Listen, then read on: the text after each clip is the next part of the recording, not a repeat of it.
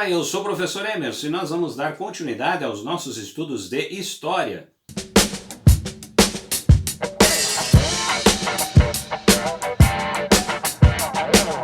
Prezados alunos, é um grande prazer estar aqui novamente com vocês e nós vamos então dar continuidade aos nossos estudos de História. Hoje estaremos discutindo uma temática muito importante para a formação europeia, que foram as invasões bárbaras ou invasões germânicas, também vistas em alguns livros de história.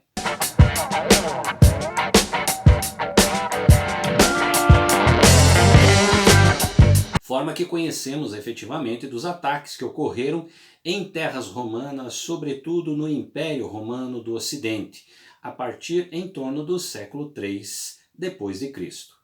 É importante nós entendermos que os povos bárbaros tinham uma característica mais voltada ao processo rural. E os povos romanos, que dominaram esses territórios, eram muito mais voltados à característica das cidades. Embora esses territórios também tinham sido conquistados pelos romanos. O enfraquecimento do império fez com que grande parte de todo esse desgaste ocorrido para tentar manter esses territórios, chegava a um determinado momento que não havia possibilidades de você manter essas terras sob domínio romano. E assim os povos bárbaros agiram de forma intensa para conquistar esses territórios. Estaremos citando aqui nessa aula 5 povos importantes que fizeram parte dessas conquistas e algumas características de alguns deles aí. Vamos então para o primeiro povo citado.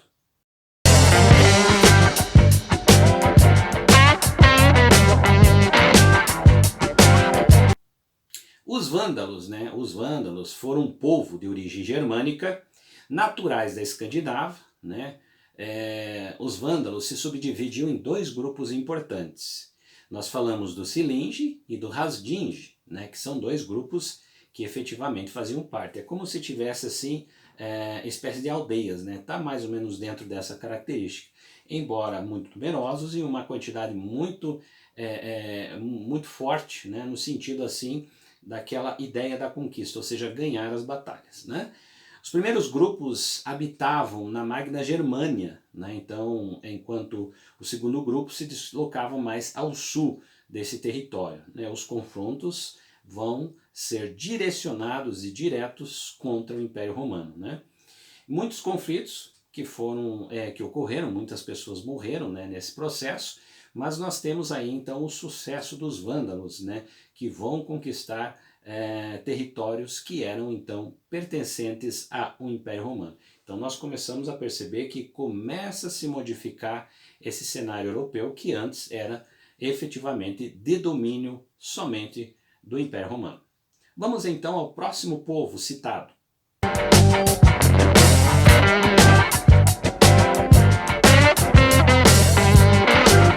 Tratamos aqui dos godos, A origem dos godos, relatos mostram que esse povo surgiu aproximadamente 200 depois de Cristo, sendo ainda dividido em 2 grupos importantes. Os Grutungos, que é o primeiro grupo que nós citamos, e os Tervingos, que é o segundo grupo. Então, mais ou menos dentro da característica do que citamos anteriormente, dos outros povos. Então, eles vão se formando, vão estruturando as suas características, muito voltada a essa região rural, que é onde eles se localizam. O seu processo religioso é muito voltado também à adoração de diversas imagens construídas dentro desse contexto, muitas delas de representatividade da natureza. Então ela se envolve muito dentro desse processo.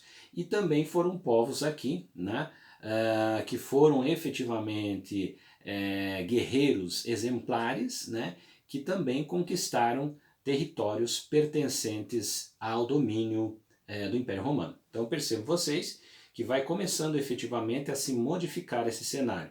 E aí nós temos essa base que vai ser a construção então da Idade Média. Vamos ao próximo povo citado.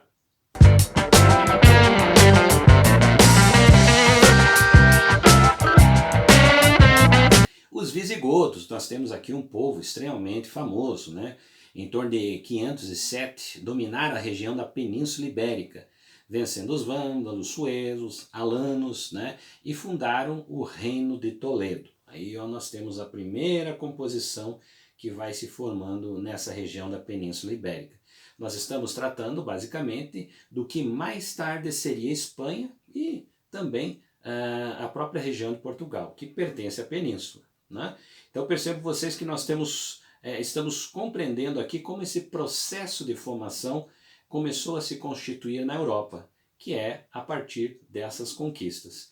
E aí nós temos uma miscigenação, né, o que vai ocorrer efetivamente entre o povo romano e efetivamente entre os povos bárbaros. Então você vai ter o quê? Você vai ter uma junção, né, no caso cultural, religiosa, que vai se estabelecer dentro desse contexto. Então é muito importante nós entendermos que as características que vão existir sobre esses povos, muitas delas vão ser agregadas também com características dos povos romanos, mas elas vão se estabelecer dentro desse contexto. E aí nós temos a fortificação da religiosidade que vai surgir nesse contexto também. Vamos então ao próximo povo citado.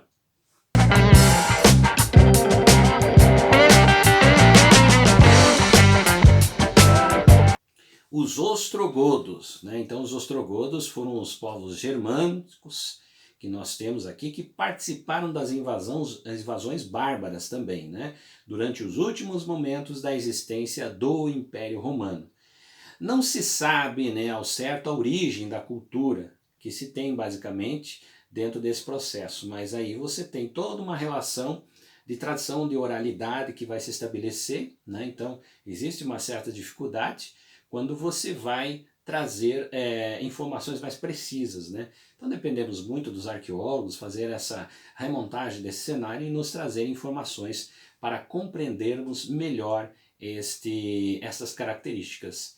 E aí nós temos então os ostrogodos, que foram povos importantíssimos também, que participaram dessa formação europeia a partir da conquista dos territórios que eram de domínio do Império Romano. Vamos ao próximo povo citado.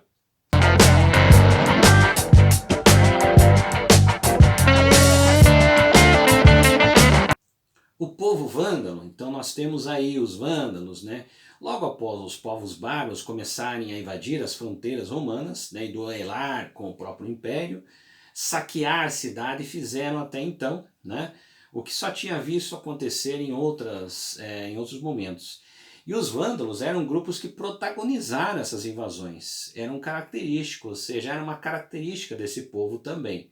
Percebam vocês que o Império Romano teve uma dificuldade muito grande.